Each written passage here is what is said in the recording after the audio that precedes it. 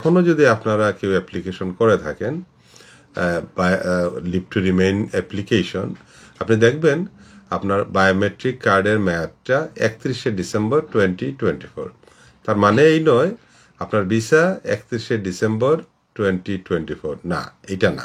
আলাপ করব সেটা হচ্ছে আমাদের যে বিআরপি কার্ড, যেটা হোম অফিস ইস্যু করে, বায়োমেট্রিক কার্ড যেটাকে আমরা কমনলি বলি, এটা অনেকেরই এই প্রশ্নটা, যে মেজরিটি অফ দি পিপল তারা বলছেন যে 31শে ডিসেম্বর 2024 বায়োমেট্রিক কার্ড আমাদের এক্সপায়ার হয়ে যাচ্ছে, আমাদের পরবর্তী করণীয়টা কি? এই বিষয়ে আজকে আমি একটু হাইলাইট দিতে চেষ্টা করব।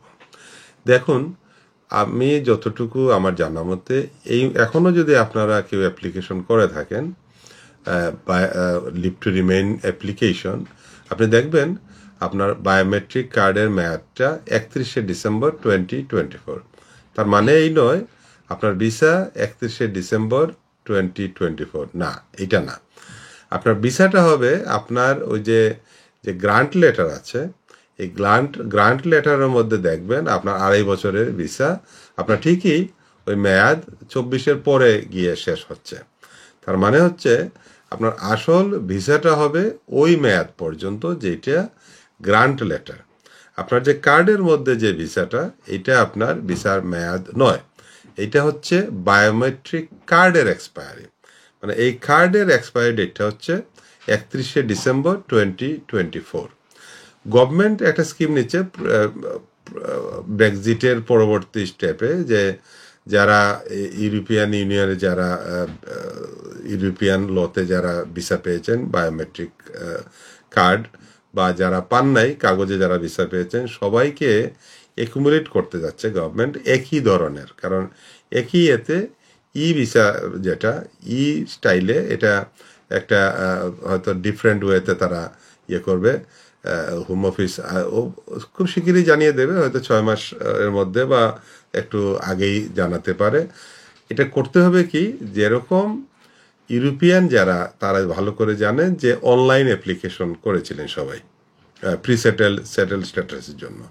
তো ঠিক তদ্রূপই আমাদের যারা 31শে ডিসেম্বর 2024 পর্যন্ত যাদের বায়োমেট্রিক কার্ডের এক্সপায়ার হচ্ছে, বাট তাদের লিভ টু রিমেইন আরও 2-1 বছর বেশি, তারা কিন্তু অনলাইনে অ্যাপ্লিকেশন করে সেটা ওই যে তাদের যে হোম অফিসের যে নতুন নিয়ম অনুযায়ী সেটা ইলেকট্রনিক সেই ভিসাটা আপনারা পেতে পারেন। এটা আমরা এখনো ডিটেলস জানি না, তবে তারা সেই ফর্মুলাগুলো, সবগুলা রুলস এবং গাইডেন্স সব দিবে, পরবর্তীতে জানিয়ে দেওয়া হবে। আপনারা যাতে শঙ্কায় না পড়েন, ভয় না হয়, সেই জন্য বলছি, এটা কোনো ভয়ের কোনো কারণ নেই, এটা অটোমেটিক।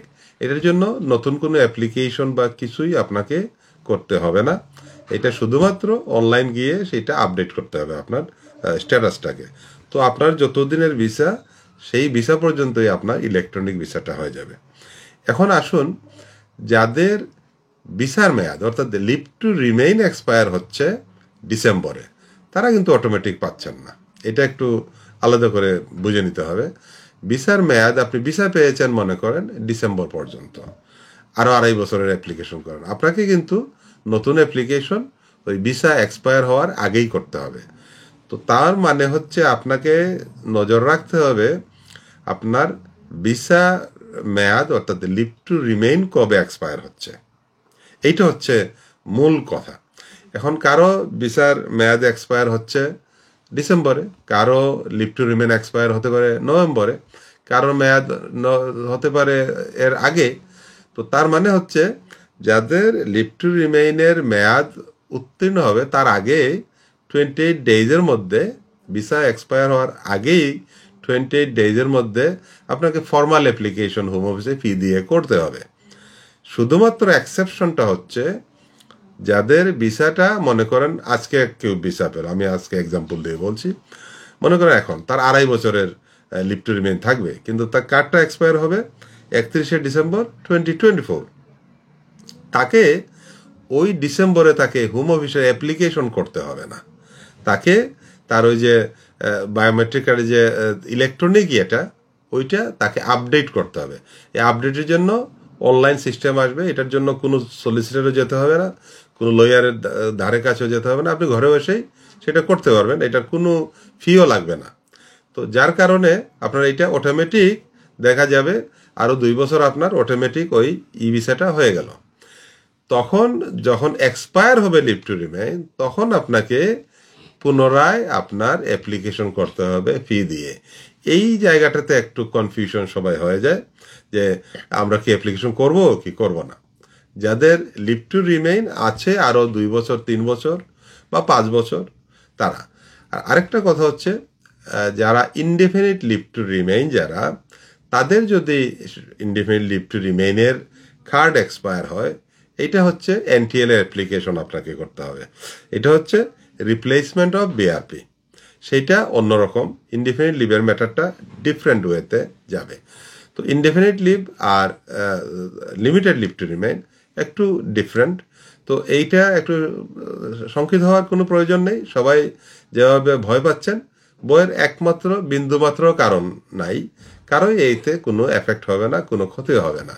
আপনারা সবাই ভালো থাকুন এবং সুস্থ থাকুন, সবসময় থাকুন হাওয়া টিভির সাথে। Thank you.